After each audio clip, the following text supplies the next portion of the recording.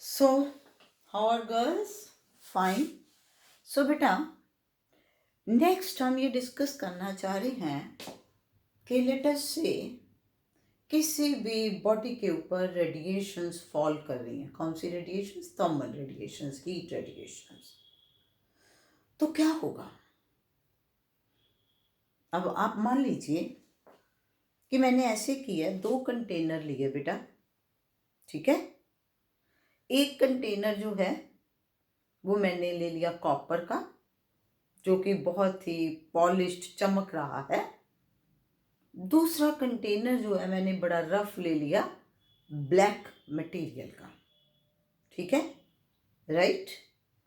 अब उसके ऊपर मैं हीट रेडिएशंस एक जितनी दोनों के ऊपर फॉल करवा रही हूं. तो आप ये ऑब्जर्व करोगे कि more radiations will be absorbed by this black container, whereas very less radiations will be absorbed by the smart polished copper container. देख लो, होगा ऐसा ही. इसका मतलब हम इसमें ये देखना चाह रहे हैं कि लेट अस से अगर किसी भी सब्सटेंस के ऊपर रेडिएशंस फॉल कर रही हैं, देन व्हाट विल हैपन. सो उसमें क्या है, ए portion of the radiations can be absorbed by the substance, and the second part, reflection. surface में reflect the thermal radiation. याद है मैंने कहा था कि thermal radiations obey the phenomenon of reflection. और थर्ड क्या हो सकता है, it may transmit the radiations. so that means कि हम इसमें ये कह रहे हैं कि if thermal radiations are incident on any particular substance, then 3 phenomena can occur: absorption, reflection and transmission. तो अब नेक्स्ट ये आ जाएगा, जैसे मैंने ये कहा कि कॉपर ने कम रेडिएशंस एब्जॉर्ब की, ब्लैक ने ज़्यादा कर ली, तो दैट मीन्स इनका एब्जॉर्प्शन कोफिशिएंट फर्क हो गया. अब जिसने एब्जॉर्ब कम किए उसने रिफ्लेक्ट ज़्यादा किए होंगे, तभी तो वो चमक रहा है ना. तो इसलिए हम यहाँ पर अब ये डिस्कस करेंगे कि what is the meaning of reflective power of the substance. Reflective power of the substance, or you can say coefficient of reflection, R. तो ये बेटे क्या आएगा, it is the ratio of amount of thermal radiations reflected by the substance to the total amount of thermal radiations incident on the substance. कि अगर मान लीजिए Q is the total amount of thermal radiations incident on the substance and Q1 is the amount which is reflected, then reflecting power is Q1 by Q. इसी तरह से absorption power या absorptive power, or you can say coefficient of absorption.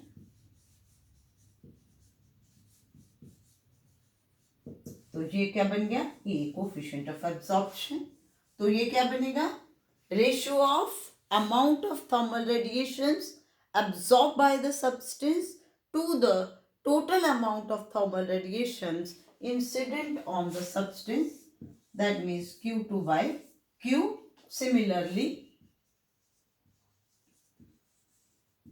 transmitting power,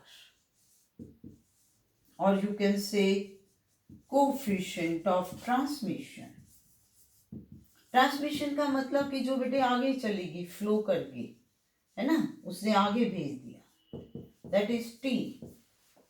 so coefficient of transmission क्या आएगा, ratio of amount of thermal radiations transmitted by the substance to the total amount of thermal radiations incident on the substance. ठीक है ना. इसका meaning ये है बेटा, जैसे कि मान लो मैं कहती हूं कि भाई 100 टोटल है ना, इसमें से 40 रिफ्लेक्ट हो गई, 5 ट्रांसमिट हुई और 55 एब्जॉर्ब हो गई. सो that means coefficient of reflection will be 40 by 100.4. Coefficient of absorption will be 55 by 100.55. And coefficient of transmission will be 5 by 100, that is 0.05. यही होगा ना तीनों में से कोई भी possibility. So that means if we add the three r plus a plus t, तो ये क्या बन गया बेटे, q1 by q plus q2 by q plus q3 by q. तो q एलसीएम आ गया, ऊपर क्या आ गया, q1 plus q2 plus q3, तो इन तीनों का सम क्या है, q. So that means r plus a plus t is 1. और तुम यहाँ भी करके देख लो, 0.55 plus 0.05 is 0.6, 0.4, it is 1. So r plus a plus t is equal to 1. तो यहाँ से बेटे इस चीज को आप अपने माइंड में ये बताने की जरूरत है, सिर्फ ये मैंने इसलिए बताया है कि भी क्या क्या पॉसिबिलिटी हो सकती हैं. जो रेडिएशंस किसी भी सब्सटेंस पे आके फॉल कर रही हैं, उसमें से एक पार्ट एब्जॉर्ब होगा, एक रिफ्लेक्ट होगा और ट्रांसमिशन भी हो सकती है ना. तो हमारे पास आ गया r plus a plus t is equal to 1. अब आप सपोज कर लो no transmission takes place. Let us say, अब मान लो कि कोई भी ट्रांसमिशन नहीं हुई, तो उस केस में t coefficient of transmission comes out to be 0. That means r plus a is equal to 1. तो इसका मतलब बेटे क्या होगा कि अगर a की वैल्यू ज्यादा है तो r की वैल्यू लेस है. गुड एब्जॉर्बर, देखो a की वैल्यू ज्यादा का मतलब क्या हो गया, गुड एब्जॉर्बर, और r की वैल्यू लेस का मतलब हो गया बैड रिफ्लेक्टर. a की वैल्यू कम है तो r की वैल्यू क्या है, ज्यादा है. तो क्या इसका मतलब हुआ, good reflector is bad absorber. और फिर मेरे पास फिर आ गया, मेरे को रियल लाइफ एक्सपीरियंस की बात आ गई. घर में बेटा पुराने टाइम पर जितने भी बर्तन होते थे, ये खाना पकाने वाले किसके होते थे, ब्रास के, कॉपर के, और जो उनका बेस होता था वो ब्लैक होता था और चमका के रखते थे, चमक रहे होते थे.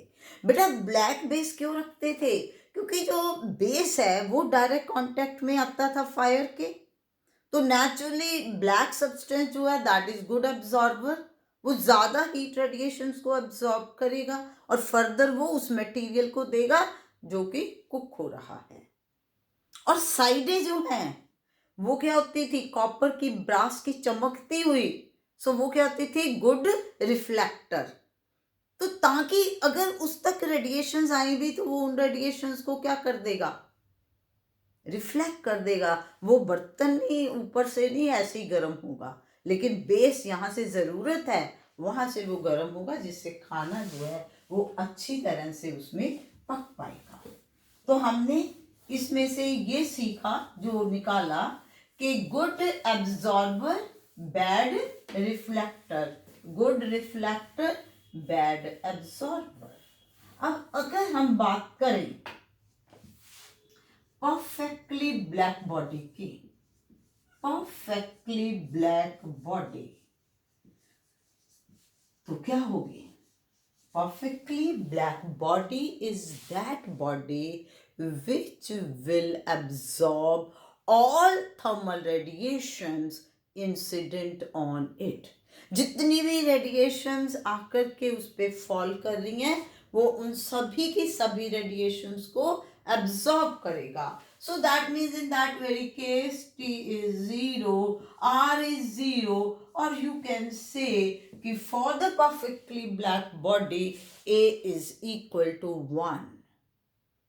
बट माइंड वन थिंग कि ये जो परफेक्टली ब्लैक बॉडी की बात है, this is under ideal condition कि 100% रेडिएशंस को वो एब्जॉर्ब कर ले. Otherwise practically no body is perfectly black body, 100% नहीं है. Nearest approach is lamp black. अब जो लैंप ब्लैक है वो क्या करता है, it absorb 99% of the radiations falling on it.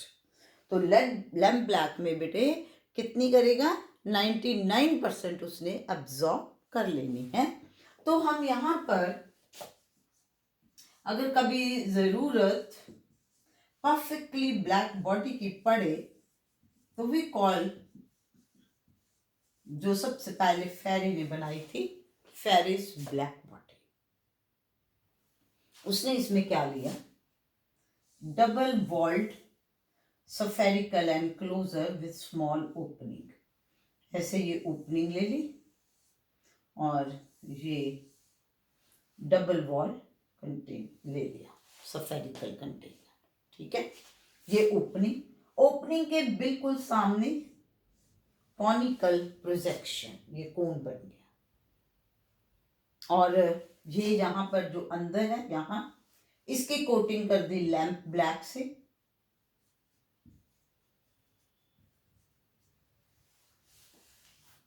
ठीक है, बाहर जो है वो शाइनिंग है, रिफ्लेक्शन है.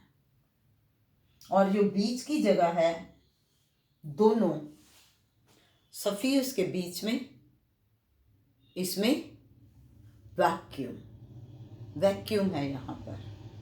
क्यों वैक्यूम क्रिएट किया, क्यों ये सारा जो लिया. पहली बात मैंने बताया कि जो हम परफेक्टली ब्लैक बॉडी की अगर कभी बात करें तो वो क्या है, फेरिस ब्लैक बॉडी. तो फेरिस ब्लैक बॉडी क्या चीज है, double walled spherical enclosure with small opening. Second कि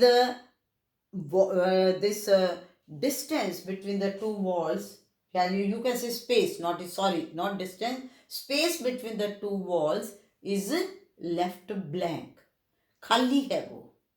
और उसके बाद क्या क्या है, conical projection just opposite to the opening, और inner sphere is coated with lamp black. अब ये सारा क्यों, क्या. अब देखिए क्या हुआ, यहां से इस एनक्लोजर से ये रेडिएशंस एंटर करी, है ना, यहां से एंटर करी, यहां पर ऐसे गई. अब ये जो लैंप ब्लैक है इसने 99% एब्जॉर्ब कर ली. 1% क्या हो सकता है, यहां से रिफ्लेक्ट होगी, यहां से रिफ्लेक्ट हुई, इस पे चलेगी, यहां से ये क्या करेगा, इसको अंदर भेज देगा, है ना. फिर इसने 99% कर ली, इधर आ गई. तो दैट मीन्स इस तरीके से इसके अंदर क्या होंगी, मल्टीपल रिफ्लेक्शंस.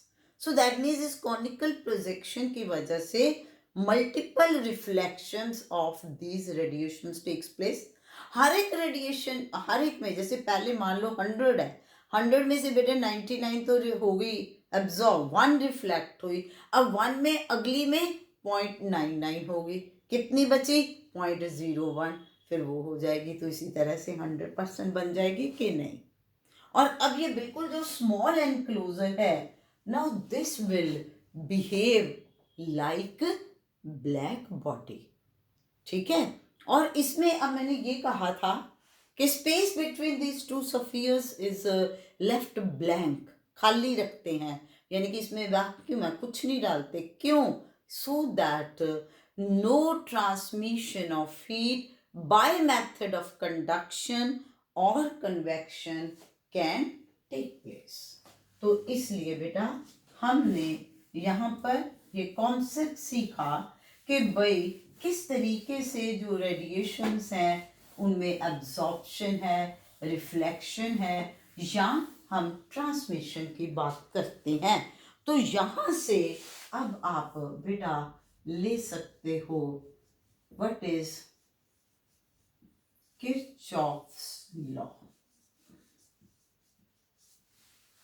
तो किरचॉफ लॉ यहाँ से हमारे पास बेटे आता है यहाँ अभी हम किरचॉफ लॉ से पहले मैं आपको एक और पॉइंट बताती हूँ, एंड दैट इज, हाँ, किरचॉफ लॉ से पहले हम इसमें ये लेते हैं। ये करने के बाद we want to discuss monochromatic emissive power. Monochromatic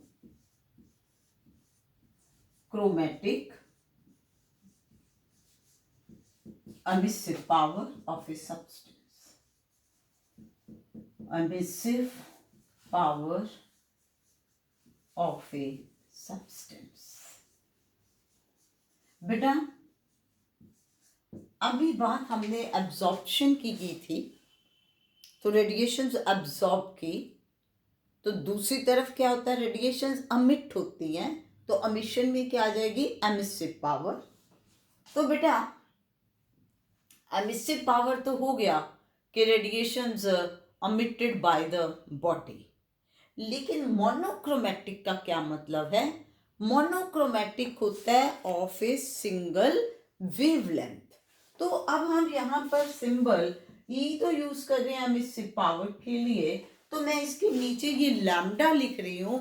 that means I am considering here कि भी जो रेडिएशंस अमिट हो रही हैं that is of a particular wavelength. उसकी वेवलेंथ 9000 एंगस्ट्रॉम ही है। 9000 एंगस्ट्रॉम की कितनी रेडिएशंस अमिट हो रही हैं, तो इसलिए इसकी डेफिनेशन क्या बनेगी, amount of heat radiations of particular wavelength emitted per second per unit area by the substance. क्या बना, amount of thermal radiations emitted of a particular wavelength per second per unit area। अब मान लीजिए मैंने ले लिया कि जो E लैम्डा है ये मेरे पास है emissive power corresponding to particular wavelength lambda within unit wavelength range. तो डी लैम्डा रेंज की कितनी रेडिएशन एमिट होगी, ई लैम्डा डी लैम्डा। अब जब कोई भी बॉडी बेटे रेडिएशंस अमिट कर रही है, वो एक पर्टिकुलर वेवलेंथ की नहीं करती, अलग अलग की हो सकती है। तो जो टोटल एमिसिव पावर है बॉडी की, फिर वो क्या बनेगी, by integrating within the limit from 0 to infinity. तो कैपिटल ई इसमें क्या है, emissive power of the substance. ये क्या है, emissive power of the substance. तो एमिसिव पावर में बेटे क्या चीज बनेगी, amount of radiations emitted per second per unit area of all possible wavelength. ठीक हो गया। ई लैम्डा जब हम ले रही हैं तो वो आ रहा है amount of radiations emitted of a particular wavelength पर सेकेंड पर यूनिट एरिया। लेकिन जब हम सभी वेवलेंथ्स की बात कर लेंगे तो वो आपके पास ई आ जाएगा बाय इंटेग्रिटी। अब एक चीज हमेशा याद रखना बेटा कि अगर कोई बॉडी रेडिएशंस अमिट एब्जॉर्ब ज्यादा करती है तो वो अमिट भी ज्यादा करेगी। अब हम यहाँ पर स्टेटमेंट देते हैं किरचॉफ लॉ की। So now what is the statement of Kirchhoff's law? It states that क्या, ratio of emissive power to the absorption power, ratio of emissive power to the absorption power for the radiation of particular wavelength, for the radiations of particular wavelength is the same for all substances at same temperature. Ratio of emissive power to absorption power for a particular wavelength is same for all substances at a particular temperature। कि यानी कि अगर मेरे पास temperature है बेटा 30 degree Celsius, ठीक है, तो उसमें एक है ब्लैक बॉडी, एक है पॉलिश सरफेस। ठीक हो गया, मीनिंग इसका बताओ। अब आप जानते हो कि ब्लैक बॉडी में एब्जॉर्प्शन ज्यादा होगी और पॉलिश सरफेस में एब्जॉर्प्शन कम होगी, है ना। दोनों बॉडीज का टेम्परेचर 30 डिग्री है। तो अब उसमें ये बात कहने में आ रही है कि जब ये बॉडी रेडिएशंस अमिट करेगी तो ये अमिट भी ज्यादा करेगी और ये अमिट भी कम करेगी। तो जो रेशो है, this is equal to this ratio. इससे अगर आप इसको और आगे लेके चलो, इसको और अच्छी तरह से अंडरस्टैंड करो, तो क्या आएगा बेटा कि good absorbers are good emitters. और इसके साथ साथ अब हम ये भी कह सकते हैं इसमें कि a body, a substance will emit all those radiations at high temperature which it will absorb at low temperature। बेटा, जो रेडिएशन बॉडी जब लो टेम्परेचर पे है तो नेचुरली वो रेडिएशंस एब्जॉर्ब कर रही है। मान लो कि रेड लाइट की जो रेडिएशंस हैं वो उसने एब्जॉर्ब की, मेरा एक मतलब समझाने का। तो जब वो, या आप ये कह लो कि 8500 एंगस्ट्रॉम की रेडिएशंस उसने एब्जॉर्ब की, तो जब उसका टेम्परेचर हम बढ़ा देंगे तो वो 8500 एंगस्ट्रॉम की रेडिएशंस ही अमिट करेगी। तो पहले अगर आपको स्टेटमेंट आई किरचॉफ लॉ की, तो आपने क्या देना है कि it states that ratio of emissive power to absorptive power for all substances at a particular wavelength is constant at one particular temperature। ठीक होगी बात। और इसको जब हम ब्रॉडर सेंस में अंडरस्टैंड करते हैं तो क्या आता है कि a body, a substance will emit all those radiations at high temperature which it can absorb by itself at low temperature। So clear हो गया, ये इसका मीनिंग है किरचॉफ लॉ का। और तो अब आपके माइंड में क्या चीज बन गई? Good absorber, good emitter, bad reflector. Bad absorber, bad emitter, good reflector. तो ये क्लियर हो जाना चाहिए। अब हम लिखते हैं practical application of Kirchhoff law.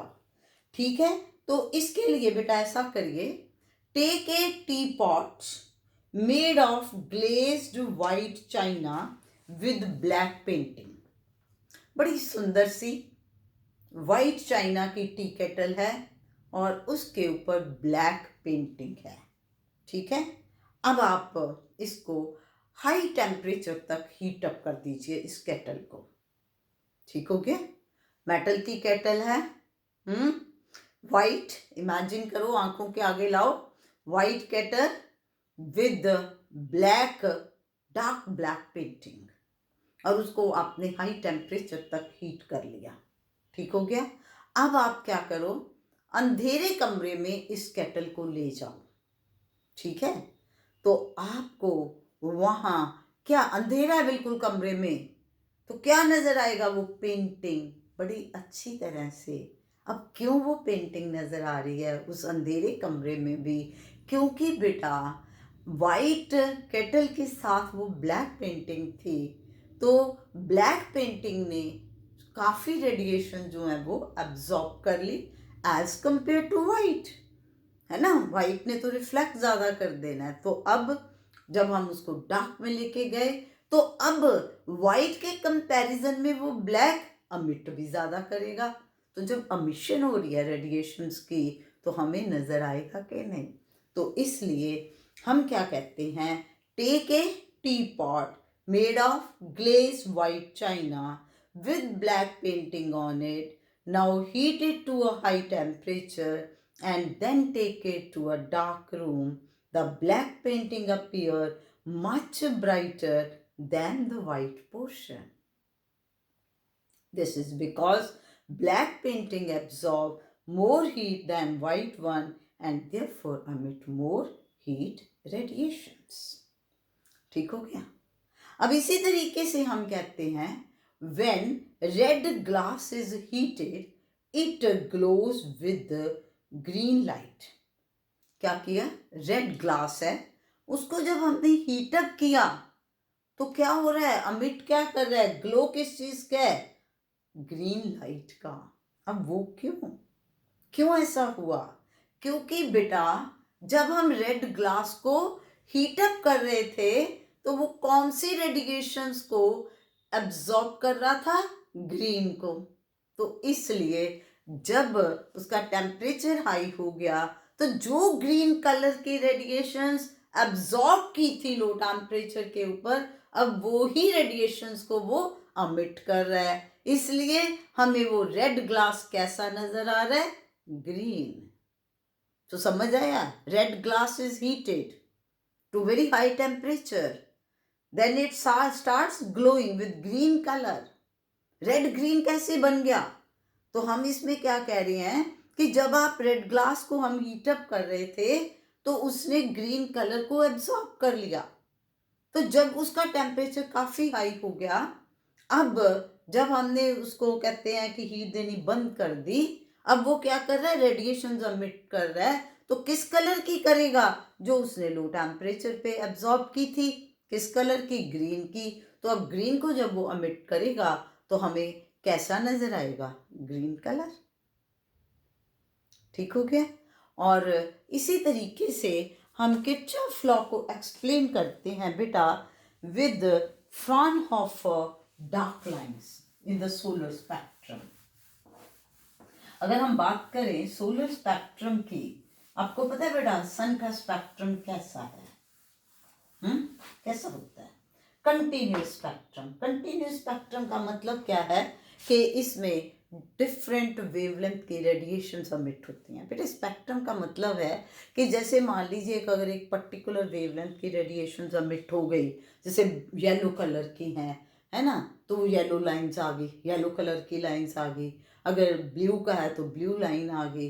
तो वो लाइन स्पेक्ट्रा हो गया कि जिसमें डिफरेंट कलर्स की लाइंस आ रही हैं. येलो है, रेड है, ब्लू है, इस तरीके से. राइट? अब अगर कॉन्टिन्यूटी में है, कोई बीच में गैप नहीं है, तो वो क्या हो जाएगा? Continuous spectrum. तो उसमें किस कलर की रेडिएशन एमिट हो रही हैं? हर कलर की. That means radiation of all possible wavelengths. ठीक हो गया? अब हम बात कर रहे हैं यहाँ पर सोलर स्पेक्ट्रम. तो हम सबसे पहले तो ये देखते हैं कि सन का स्पेक्ट्रम कैसा होता है. ये है continuous spectrum with certain dark lines. With certain dark lines. और इसका जो कॉन्सेप्ट था वो साइंटिस्ट ने निकाला था फ्रॉनहोफर ने. तो उसके नाम के अकॉर्डिंगली हम कह देते हैं उन्हें फ्रॉनहोफर्स डार्क लाइन्स. अब ऐसा क्यों? इसका देखो बेटा, जो इनर पोर्शन है सन का, photosphere, inner portion of sun जो ये अंदर है, that is of a temperature 10 raised to power 7 Kelvin. Imagine, too high temperature, बहुत ज्यादा. तो नेचुरली इतने टेम्परेचर के ऊपर body will emit radiations of all possible wavelength. तो जब सभी पॉसिबल वेवलेंथ की रेडिएशन emit हो रही हैं तो कंटिन्यूस स्पेक्ट्रम आ गया. अब आ गई इसकी बाहर की लेयर, आउटर सरफेस, जिसको हम बोलते हैं क्रोमोस्फीयर. क्रोमोस्फीयर जो बाहर की लेयर है, वहां का टेम्परेचर है 6000 केल्विन. तो कंपैरेटिवली काफ़ी कम है ना। तो अब हम क्या कहते हैं बेटा, जो भी बॉडी जिसका टेम्परेचर कम होगा वो क्या करेगी, रेडिएशंस को एब्जॉर्ब करेगी। तो अब यहाँ से जब सभी पॉसिबल वेवलेंथ की रेडिएशन जा रही हैं, जब वो इस क्रोमोस्फीयर से पास होती हैं, तो certain wavelength radiations will B absorbed by the chromosphere. क्या करेगा क्रोमोस्फीयर कि कुछ पर्टिकुलर वेवलेंथ की रेडिएशंस को एब्जॉर्ब कर लेगा। ये तो क्लियर हो गया ना कि एब्जॉर्ब क्यों करेगा, क्योंकि उसका टेम्परेचर काफी लो है। ठीक हो गया ना। तो अब कंटिन्यूस में से जिस भी वेवलेंथ की रेडिएशंस एब्जॉर्ब हो गई, वहां पर क्या आ गई, डार्क लाइन आ गई। सो रीजन क्या है, आपको पेपर में ये थोड़ी है ना सोलर स्पेक्ट्रम डिस्कस करो, पेपर में क्वेश्चन आएगा what is the basic concept behind Fraunhofer's dark lines, why dark lines are observed in the solar spectrum. तो आपने क्या कहना है कि as radiations of all possible wavelengths are emitted by inner portion of the sun, then when these radiations are passing through the outer surface chromosphere, which is at comparatively very low, comparatively आपको अगर 6000 बहुत ज़्यादा है, which is at comparatively low temperature, will absorb radiations of some particular wavelength.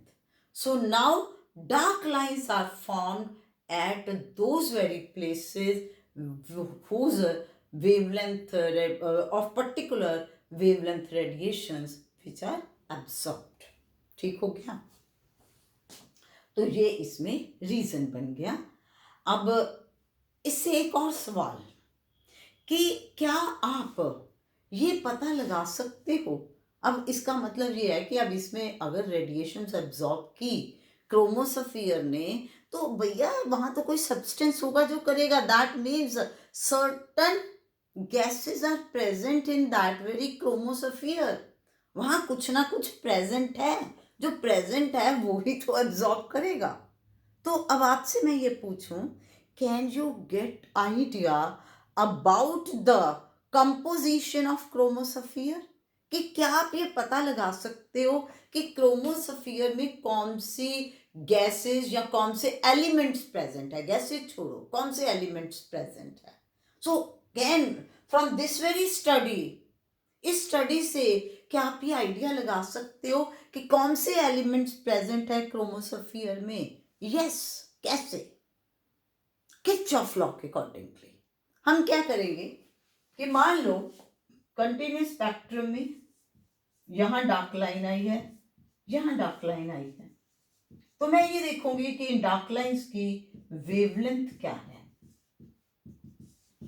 ठीक है, उसके बाद मैं इन वेवलेंथ को कंपेयर करूंगी विद लाइन स्पेक्ट्रा।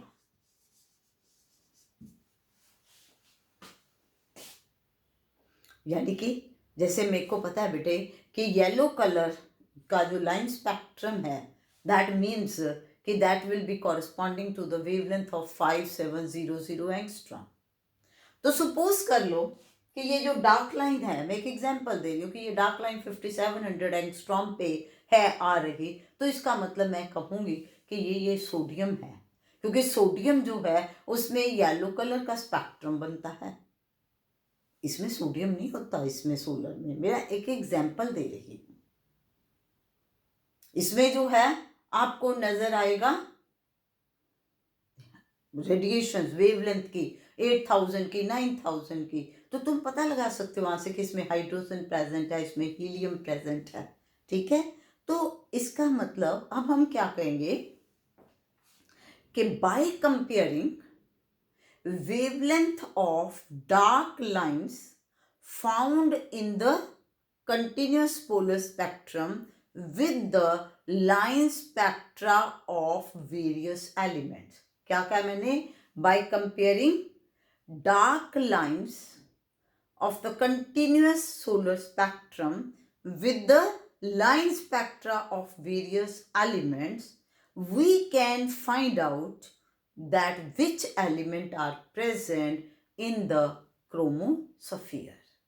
कि भाई अब जिस वेवलेंथ की λ1 वेवलेंथ की ये डार्क लाइंस है, ये लाइन स्पेक्ट्रम जो है पर्टिकुलर, मान लो हीलियम का विद वेवलेंथ λ1 है, तो इसका मतलब हीलियम इसमें प्रेजेंट है।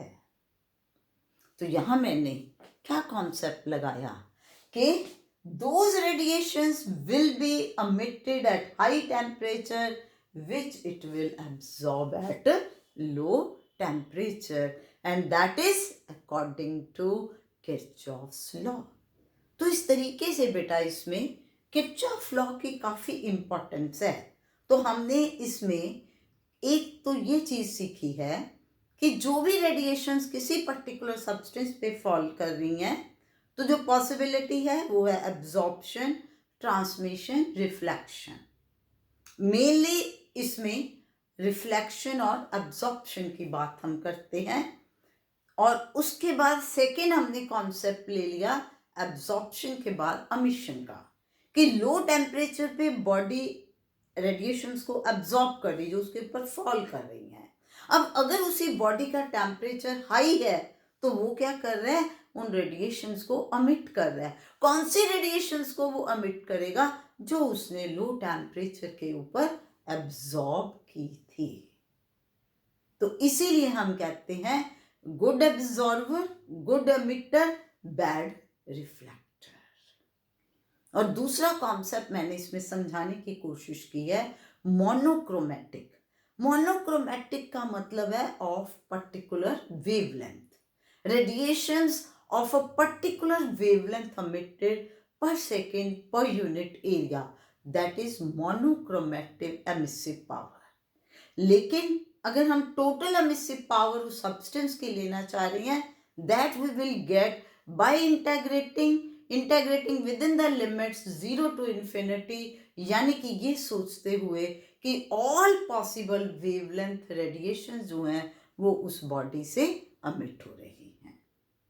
और इसमें फिर हमने ये लिया है कि perfectly black body is that whose coefficient of absorption is 1, यानी कि 100% एब्जॉर्प्शन है। और जो नियरेस्ट अप्रोच जो हम परफेक्टली ब्लैक बॉडी डिजाइन कर सकते हैं लेबोरेटरी में, that is Ferry's black body. So this all is in this lecture, so please like, share and subscribe. और next में we will discuss about Stephen's law, Wien's displacement law, etc. Thank you.